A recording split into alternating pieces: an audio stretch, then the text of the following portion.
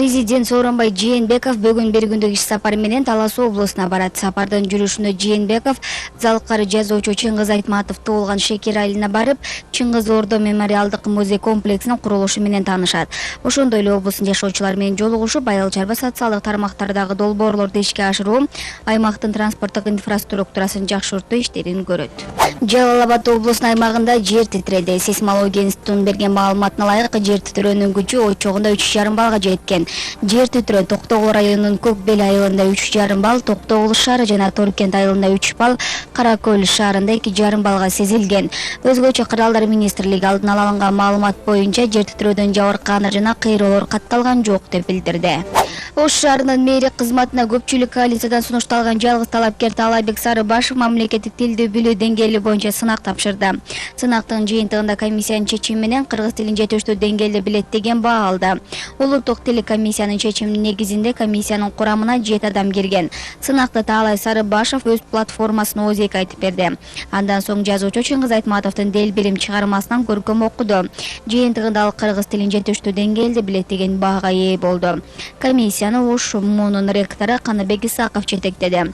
Эске салсак, Ош шаарынын мэринин шайлоонун 8-июлга белгиленген. Өлкө аймагына сырттан ташылып келген эски унааларга бажы салыгы төмөндөтүлбөйт. Бул тууралуу экономика министрлигинин эксперт консультанты Айдарбек Самыкбаев билдирди.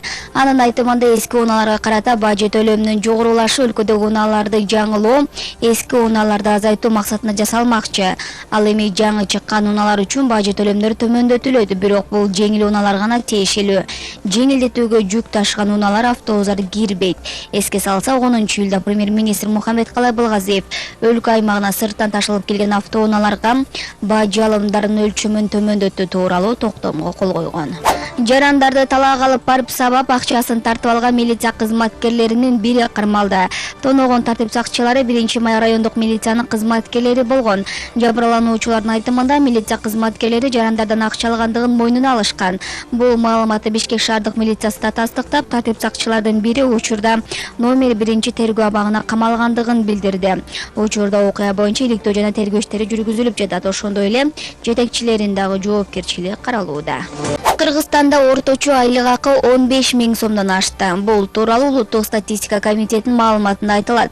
Маалыматка таянсак, өлкөдө бир жумушчунун айлык акысы ушул жылдын алгачкы 5 айында 15 397 сомду түзүп, 7,4% өстү. Бюджеттик мекемелерде бул көрсөткүч 12 037 сом болсо, бюджеттик эмес тармакта 21 326 сомго жетет.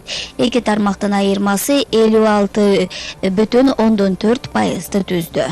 Бишкектин Фучик атындагы көчөсүндө Түркия салып жаткан оорукана быйыл сентябрда пайдаланууга берилет. Түркиянын Кыргызстандагы элчиси Жеңгиз Камыл Фарат билдиргендей, бейтапканын ачылышы быйыл 2-сентябрга Түрк президенти Режеп Тайып Эрдогандын Кыргызстанга сапары маалында болору күтүлүүдө.